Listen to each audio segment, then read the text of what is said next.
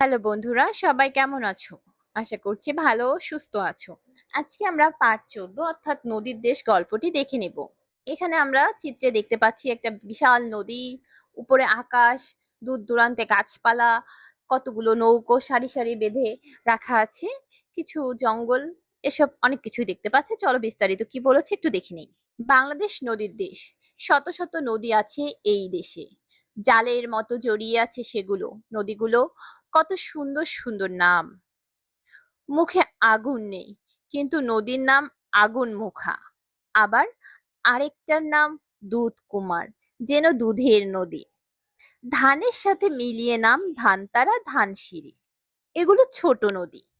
বড় বড় নদীও আছে, পদ্মা, মেঘনা, যমুনা, ব্রহ্মপুত্র। সব নদী একরকম নয়, কিছু নদী এঁকে বেঁকে চলে, কিছু চলে সোজাভাবে, কিছু নদী শান্ত, কিছু নদীর স্রোত বেশি। ব্রহ্মপুত্র বাংলাদেশের একটি বড় নদী। ব্রহ্মপুত্রের জন্ম হিমালয় পর্বতে, সেখান থেকে শুরু হয়ে অনেক পথ ঘুরে বাংলাদেশে ঢুকেছে। হিমালয় থেকে জন্ম নিয়েছে এমন আরেক নদী পদ্মা। পদ্মা নদীর ইলিশ খুব বিখ্যাত। এই নদীতে ঘড়িয়াল দেখা যায়। ঘড়িয়াল দেখতে কুমিরের মতো, কিন্তু খুব নিরীহ, মানুষকে আক্রমণ করে না। যমুনাও বড় নদী। এই নদীতে বাঘাইর নামে বড় মাছ পাওয়া যায়। বাংলাদেশের আরেক প্রধান নদী মেঘনা। মেঘনায় একসময় অনেক ডলফিন দেখা যেত। এই মেঘনা বঙ্গোপসাগরে মিশে গিয়েছে। একটা মজার নদী আছে, নাম তার আত্রাই। বাংলাদেশ থেকে ভারতে গিয়ে আবার বাংলাদেশে ফিরে এসেছে, যেন শখ হয়েছে প্রতিবেশী দেশকে দেখে আসার।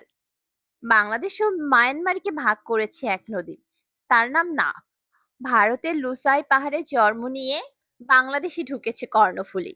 এই নদীটি বেশ খরস্রোতা। বাংলাদেশের আরেকটি নদী হালদা। এই নদী মা মাছের কাছে খুব প্রিয়। ডিম ছাড়ার জন্য মা মাছ হালদা নদীতে আসে। কিছু নদী বনের ভেতর দিয়ে গেছে, হরিণটানা, বলেশ্বর, নীলকমল, এরকম নদী। এসব নদী সুন্দরবনের ভেতর দিয়ে বয়ে চলেছে। এসব নদীতে আছে কুমির, কাঁকড়া আর নানা প্রজাতির মাছ। সাপের মতো পেঁচানো একটা নদী আছে, নাম তার সোমেশ্বরী। এই নদী বালুকণা বয়ে আনে। পিয়াইন আরেক নদী। পাহাড়ি ঢলের সময় সে ছোট বড় পাথর বয়ে আনে। ভেবে দেখো, ছোট ছোট নদীরও কি শক্তি। দুঃখের কথা কি জানো, এত সুন্দর সুন্দর নদী, কিন্তু এদের পানি দূষিত হয়ে পড়েছে। আমরা এই নদীতে পলিথিন আর ময়লা আবর্জনা ফেলছি, নদীকে নোংরা করছি। ঢাকার বুড়িগঙ্গা নদীর পানি ময়লায় কালো হয়ে গেছে। ওখানে মাছ নেই, ব্যবহারের উপযোগী পরিষ্কার পানি নেই। আবার মানুষ নদী ভরাট করে ফেলছে, উজানে বাঁধ দিচ্ছে, ফলে নদী মরে যাচ্ছে। কিন্তু নদী বাঁচলে নদীর মাছ আর অন্য জীব বাঁচবে, নদী বাঁচলে আমরা বাঁচবো, বাংলাদেশ বাঁচবে।